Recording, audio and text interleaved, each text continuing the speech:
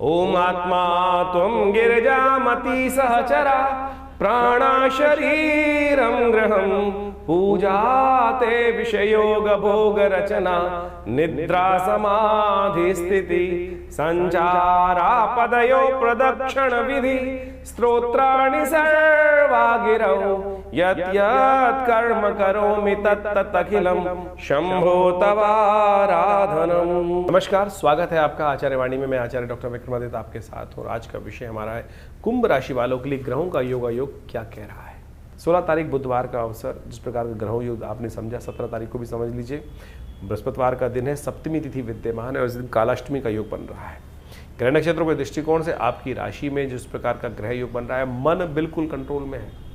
ग्रह दिखा रहे हैं कि मन कंट्रोल में है और अंतःकरण को साथ लेकर चलने का हम प्रयास करते दिखाई दे रहे हैं। ऐसे में यदि अपने बड़े बुजुर्गों का साथ ले लें, उनके साथ थोड़ा वार्तालाप कर लें, डायलॉग कर लें, तो क्या होगा, उनका आशीर्वाद मिल जाएगा।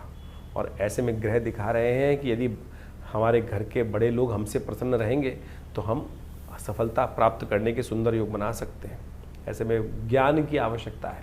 यही ज्ञान जो हमने आपको दिया, इसको समझते हुए कार्य अपना लीजिए, यह आपके लिए कल्याण करने की योग बनाएगा। 18 तारीख शुक्रवार का अवसर, अष्टमी तिथि विद्यमान है और ग्रह दिखा रहे हैं स्वार्थ से कार्य सिद्धि की योग। बुध होने जा रहे हैं वक्री, चंद्रमा बदलने जा रहे हैं राशि, और ये दोनों के दोनों आपकी राशि के दृष्टिकोण से ग्रह योग जो बना रहे हैं वो कहीं ना कहीं इस बात को बता रहे हैं कि ध्यान रखिएगा, बहुत ज़्यादा लोगों को शिक्षा ना दें। बेकार अपने बने बनाए काम पे कहीं ना कहीं लात पड़ सकती है। इस बात को हमें ध्यान रखना चाहिए कि हमें शिक्षा उन्हीं को देने का प्रयास करना चाहिए जो उसको ग्रहण करना चाहे, जिनसे बात उन्हीं से करें।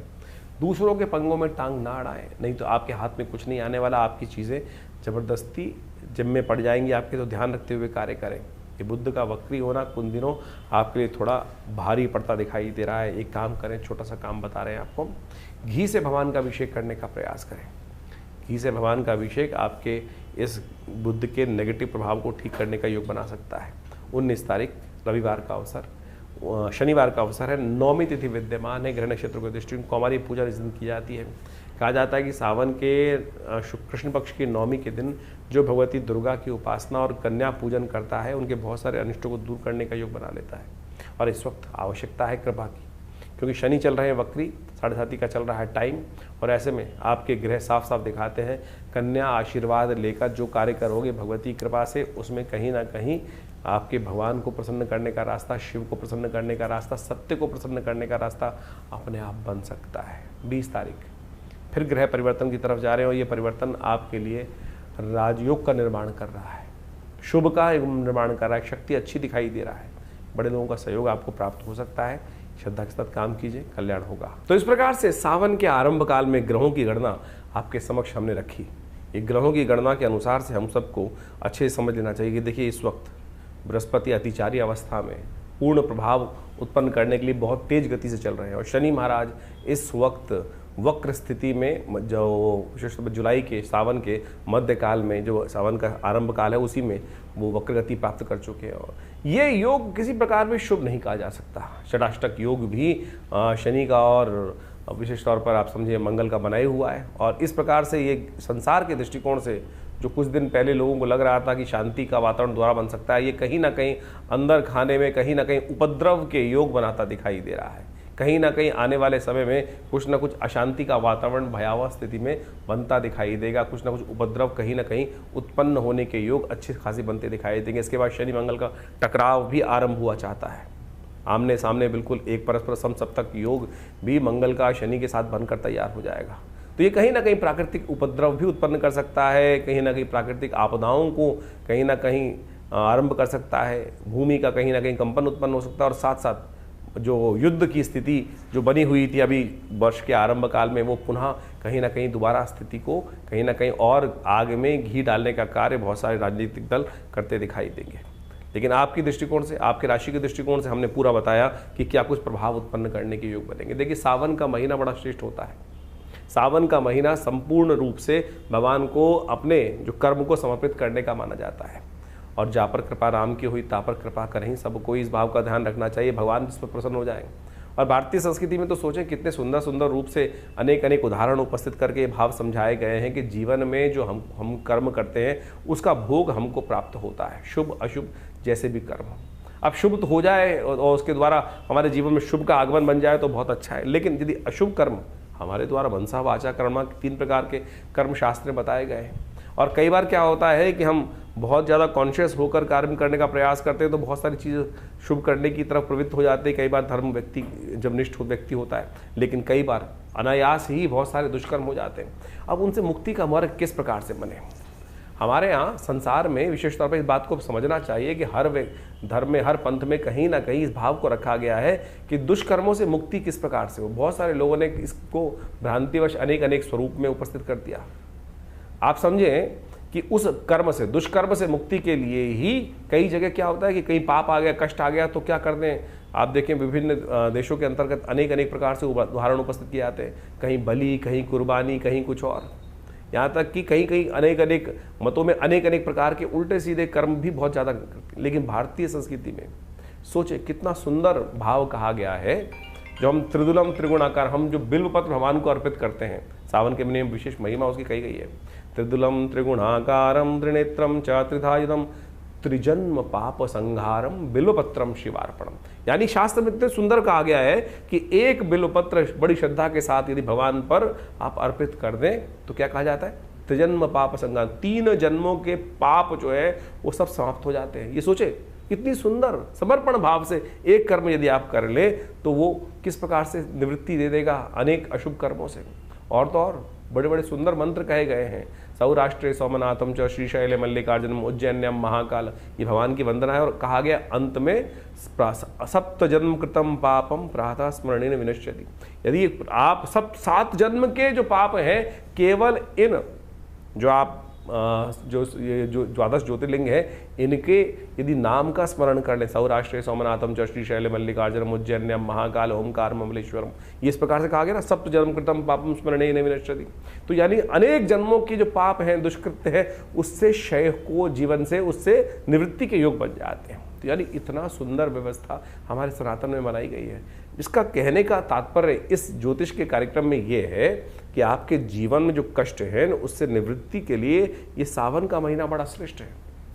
देव शयन हो जाता है, भगवान शंकर के हाथ में समस्त सत्ता आ जाती है। और ऐसे में यदि आप छोटे भी रूप में नित्यपति भगवान उनका सुंदर अभिषेक कर लें, एक बिल्वपत्र भगवान को अर्पित कर दें, तो आपके जो दुष्कर्म हैं उससे निवृत्ति का मार्ग बनेगा, शुभ कर्म का उदय होगा। और जब शुभ कर्म का उदय होगा तो पता जानिए क्या होगा, शुभ कर्म के उदय होते ही इस संसार में शुभता प्राप्त करने के योग बन जाएंगे, कष्टों से निवृत्ति के योग बन जाएंगे। और अनेक प्रकार से आपके जीवन में जो कष्ट भोग रहे हैं उससे निवृत्ति का मार्ग बन जाएगा। इसलिए ये न के न प्रकारेण कैसे भी हो भगवान का सुंदर स्तवन इस सावन के महीने में अवश्य करने का प्रयास करें। विवेकानंद योगाश्रम में पूरे सावन के महीने पूरे 30 दिन नित्यपति भगवान का रुद्राभिषेक, दूध से, दही से, घी से, शहद से, अनेक अनेक औषधियों से, भस्म से, सब प्रकार से रुद्राष्टाध्यायी का पाठ करते हुए नित्यपति चल रहा है। आप भी उसमें सम्मिलित हों, कर्म करें, शुभ करें। देखिए क्या होगा, शुभ वातावरण बनाओगे ना तो अपने आप जीवन में शुभ का आगमन होता जाएगा। हमने वातावरण ही बड़ा विचित्र बना दिया है। हमारे मनोमस्तिष्क में कहीं ना कहीं छोटा सा भाव ऐसा आ गया है कि नहीं कुछ नहीं होता। अरे बहुत कुछ होता है, सब कुछ होता है। जरा पलट के देखो जीवन में कब कब किस किस प्रकार से हमने भगवान की कृपा से जीवन में उसका लाभ पाया है, ये सोचने की आवश्यकता है।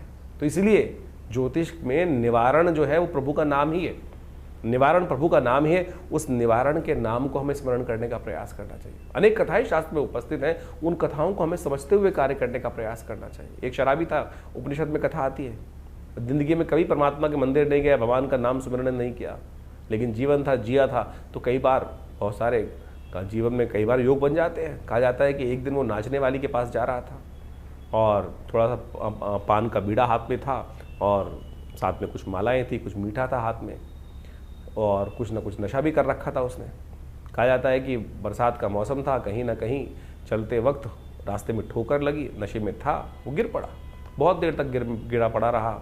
सुबह सुबह रात शाम से भोर होने की वेला आई, मंदिर में सामने जब उठा कुछ आवाज़ हुई तो सामने मंदिर था और सामने मंदिर में देखा तो शिवालय दिखाई दिया, भगवान शिव का शिवालय था वो। बस गिरता पड़ता कैसे ही पता नहीं भाव मन में क्या जागा, कोई पुण्य कर्म जागा होगा, भाव आया, अरे ये जहाँ जा रहा था वहाँ के लायक तो रहे नहीं, मिट्टी लग गई, आज इन्हीं को चढ़ा देता हूँ। शिव साक्षात सामने विराजमान थे।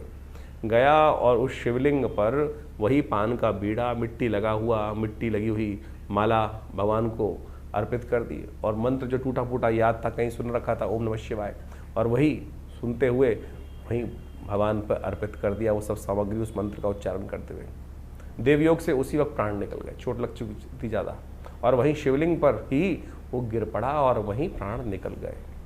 कालांतर में उसको यमराज के समक्ष उपस्थित किया गया और कहा गया कि यमराज महाराज, ये जीव आया है, लाइन में लगे हुए थे, नंबर आया तो पता चला चिरकाल तक इनको नरकादि लोकों में वास करना है, लेकिन एक बहुत सुंदर योग है, चित्रगुप्त ने बताया कि इनको 2.5 घड़ी का इंद्रासन प्राप्त हुआ है। 2.5 घड़ी का इंद्रासन, उस जीवात्मा की भी आंख खुल गई एकदम। उसको भी लगता था उसने कभी ज्ञानता में कोई शुभ कार्य में ज्ञान में किया ही नहीं था, जिंदगी भर कुछ गलत ही गलत काम किए होते। मरने के बाद तो सबको ज्ञान होता है कि मैंने क्या किया क्या नहीं किया। ज्ञानवान जब जिंदा रहते हैं तब तो हमको होश ही नहीं रहता है हम जो कर रहे हैं वो शुभ है या अशुभ है, लेकिन आत्मा को तो सब कैलकुलेशन होकर पता चल रहा है ना, कहाँ जुड़ रहा है कहाँ नहीं जुड़ रहा। तो यही भाव उसकी आत्मा को जब जीवात्मा के रूप में वहाँ उपस्थित था तो कहा था हमने तो कुछ किया ही नहीं शुभ, तो हमको तो लाइन में जाना ही है, जहाँ जहाँ कड़ाई में डालोगे जो कुछ होगा, कुंभों में पड़ना है वो जाना ही है। लेकिन जैसे ही वहाँ एक भाव उत्पन्न हुआ कि 2.5 घड़ी का इंद्रासन, तो उसे पूछा गया, यमराज जी के समक्ष जब उपस्थित हुआ तो पूछा गया महाराज कहाँ जाओगे, नरक या पहले 2.5 घड़ी का इंद्रासन। उस जीवात्मा ने एक बड़ा विचित्र प्रश्न किया कि महाराज आज्ञा हो तो एक प्रश्न पूछना चाहता हूं। धर्मराज जी ने कहा आप आज्ञा है, आप धर्मराज के समक्ष उपस्थित हैं, जो आप चाहेंगे उसका जवाब दिया जाएगा। बोले मेरी मति में मुझे ऐसा कोई कर्म याद नहीं जिससे मुझे ऐसा कोई शुभ हो कि मुझे 2.5 घड़ी का इंद्रासन का सुख प्राप्त होने का योग बना हो। तो धर्मराज ने कहा कि चित्रगुप्त जी बताएं इनको कौन सा कर्म इन्होंने ऐसा किया। तो कहा महाराज इन्होंने एक मरते वक्त अंतिम में सांस लेते हुए भगवान पर इस प्रकार से इस अवस्था में मनसा वाचा कर्मणा तीनों रूप में इस संसार से निवृत्त होकर भगवान के श्री चरण में समर्पित होते हुए प्राण को त्यागे, और इस भाव से उन्होंने सब कुछ अपना संपूर्ण भगवान को समर्पण कर दिया। तो बताया गया भाई ये कर्म आपने किया है, इसी कारण से, इस छोटे से कर्म के कारण से आपको 2.5 घड़ी का इंद्रासन प्राप्त हुआ है। जीवात्मा में सुना और फिर पूछा यमराज ने, हाँ भाई कहाँ जाओगे बताओ। तो उन्होंने कहा महाराज मुझे इंद्रासन पहले चाहिए, और इंद्रासन के बाद फिर 2.5 घड़ी के भोगने के बाद कहा जाता है कि धर्मराज की आज्ञा से उनको उपस्थित किया गया इंद्र के समक्ष कि महाराज इंद्र, राजा देवराज इंद्र के समक्ष कि महाराज इनको धर्मराज की आज्ञा से 2.5 घड़ी का इंद्रासन प्राप्त हुआ है। और सत्य माने इंद्र वहाँ से उतरे जो उस वक्त स्थित पे थे। ये शास्त्रोक्त कथा है, उपनिषद में आई हुई कथा है, ये किसी की बनाई हुई कथा नहीं है। मेरी और आपकी मतियों को ठीक करने के लिए जो हमारे संसार में विशेष तौर पर मति अलग अलग प्रकार से हो जाती है, उन भ्रमों को ठीक करने के लिए संसार में हमारे ऋषियों के द्वारा एक कथा उपस्थित की गई है उपनिषदों के अंतर्गत।